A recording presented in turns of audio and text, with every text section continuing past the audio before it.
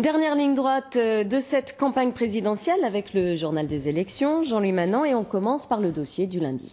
Oui, avec ce soir une plongée dans le monde de l'éducation, que ce soit dans le public ou dans le privé, comment les enseignants et leurs élèves perçoivent cette élection présidentielle. Quelques éléments de réponse dans le bassin minier avec Joël Picot et Antoine Morvan. Voilà 10 ans qu'Hubert Sauvage enseigne la philosophie à Liévin. Son métier, il l'aime, mais comme beaucoup de ses collègues, il ressent un profond malaise, pire, du mépris à l'égard des profs.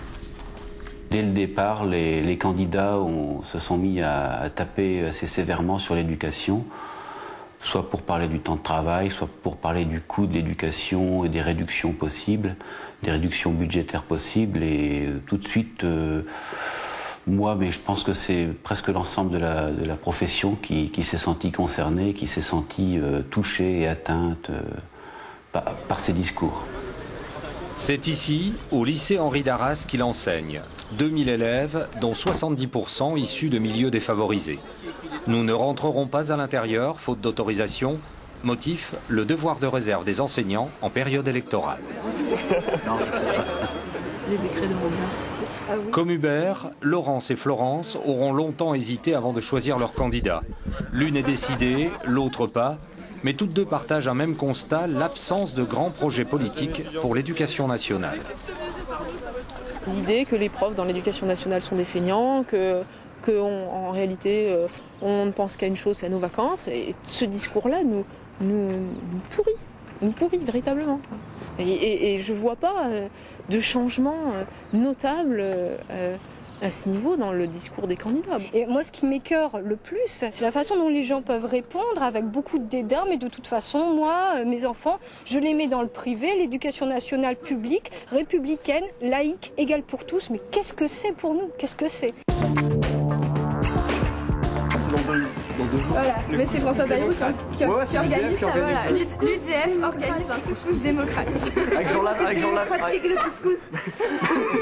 À 8 km de là, lycée privé Saint-Paul à Lens. 99% de réussite au bac 2006. La majorité des parents d'élèves exercent une profession indépendante. Et Sarkozy, lui, son programme, il est beaucoup plus cher que ce qu'il dit en fait. Notre présence amène le débat sur le terrain politique.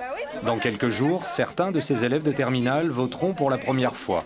Les avis divergent, mais visiblement, tous suivent la campagne électorale de près. La sécurité, beaucoup d'immigration. Ouais, mais... On a 18 ans, donc la plupart il y a une partie d'entre nous qui va entrer sur le marché du travail. Donc c'est l'avenir qui joue là. On suit de près en fait ce que les candidats proposent et ce que l'avenir va nous apporter. Donc forcément, on est obligé de s'intéresser à la campagne. J'ai encore aucune idée. J'attends de recevoir les papiers à la maison pour choisir, mais vraiment, il n'y en a aucun qui m'intéresse plus qu'un autre. Retour à Liévin, au lycée Henri d'Arras. Là aussi de l'incertitude chez les élèves, teintée de scepticisme.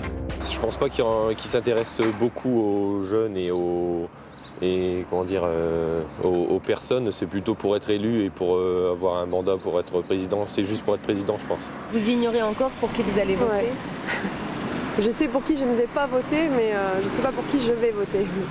Chaque candidat doit être présenté avec la photo du candidat, la formation d'origine du candidat.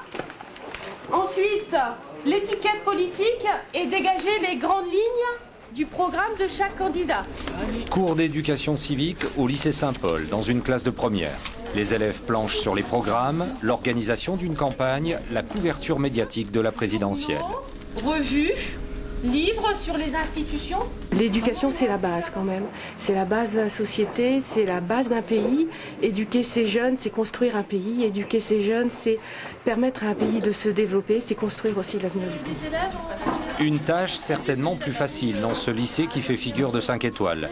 Ici, le malaise enseignant est beaucoup moins palpable. Les professeurs ont bien conscience de travailler dans de bonnes conditions, mais ils n'en restent pas moins attentifs face aux propositions des candidats. On parle beaucoup d'égalité des chances. Je suis consciente que ce n'est pas forcément le cas. Je suis consciente d'être dans un environnement professionnel privilégié. Mais j'aimerais bien que ce soit le cas pour d'autres aussi.